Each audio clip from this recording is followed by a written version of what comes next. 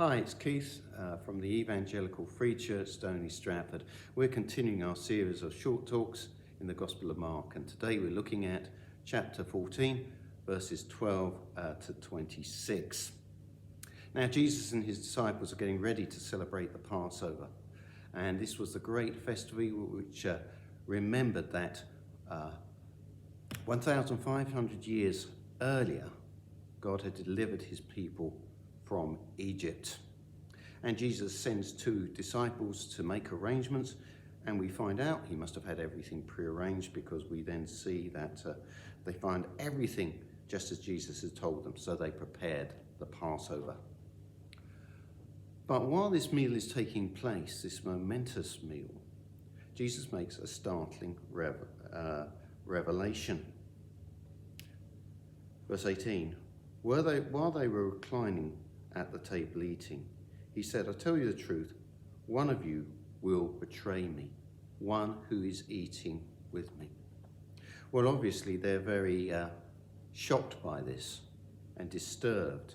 And so they ask the obvious question, well, surely it's not going to be me, is it? It can't be me. Well, Jesus answers, verse 20, it is one of the 12, he replied, the one who dips bread into the bowl with me. The Son of Man will go just as it is written about him. But woe to the man who betrays the Son of Man. It would be better for him if he had not been born. Jesus there is reinforcing the shock that the disciples feel. Surely not one of them could actually betray him. But as the meal proceeds, Jesus comes out with some extraordinary statements. They might be a bit less lost on us today, but they really are quite extraordinary. During the meal, he says this, verse 22, while they were eating, Jesus took bread and gave thanks and broke it and gave it to his disciples, saying, take it, this is my body. Then he continued.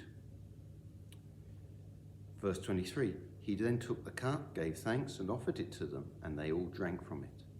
This is my blood of the covenant, which is poured out for many, he said to them. Now, what is going on there? Because this would seem quite shocking on many levels. Firstly, you couldn't drink blood. That was against the Jewish law. So how are we to understand what Jesus is saying here? Well, I'm going to give you two reasons why I think it's symbolic. I think they're important reasons. The first is this. As I said, drinking blood was not allowed by the law. And Jesus had made the point, and we can look it up in Matthew 5:17, you can do that if you've got time afterwards, that he came not to abolish the law, but to fulfill it. In other words, to keep it in every sense. There was a verse in the law that someone was cursed if they did not keep every word of the law. Yet, Jesus did. He became the perfect sacrifice for our rebellion against God. Now, that's the first thing. And secondly, let me give you an example. He's speaking figuratively.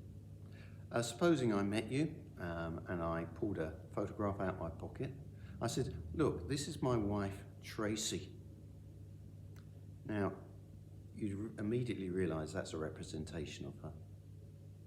And I can assure you she is far more attractive than any photograph that I show you.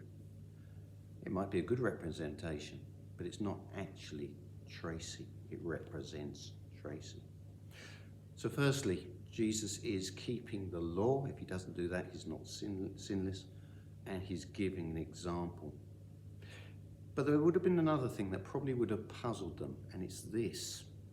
Jesus talks about this being the blood of the covenant.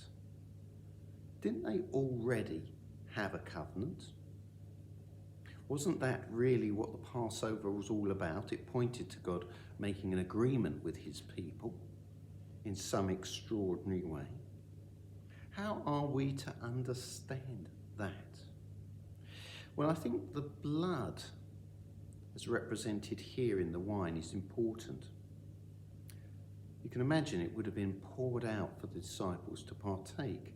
And in Isaiah 53 verse 12 it says, he poured out his life unto death, for he bore the sins of many. But then we get this rather strange comment about a covenant. How will we best understand that? And I think we're going to have to go to Hebrews chapter 9 verses 13 to 15. Listen to this. The blood of goats and bulls and the ashes of a heifer sprinkled on those who are ceremoniously unclean sanctify them, in other words, purify them, so that they are outwardly clean. Note the word outwardly. Verse 14, how much more then will the blood of Christ, who through the eternal Spirit offered himself unblemished to God, cleanse our consciences from acts that lead to death, so that we may serve the living God. One sacrifice was symbolic. It was an outward cleansing. Christ's sacrifice is an inward one. But listen to this. Verse 15, for this reason, Christ is the mediator of the new covenant. This is God's new covenant, and it depends purely on him. Isn't that quite extraordinary? The writer of the Hebrews has more to say. He talks about the old religious practice, and he says this, verse 11 of Hebrews 10. Day after day, every priest stands and performs his religious duties. Again and again, he offers the same sacrifice, which can never take away sins. But when this priest had offered for all time one sacrifice for sins, he sat down at the right hand of God. When the priests were offering sacrifices, there were no chairs. People have a nasty habit of sinning. They had to do the business. But Jesus sits down. This is the one sacrifice, once and for all, for my sins and your sins. That is what we're being told here. Jesus is talking of a new covenant that doesn't depend on continual religious practice or sacrifice, but it depends on faith in his sacrifice for us once and for all. Thank you for listening.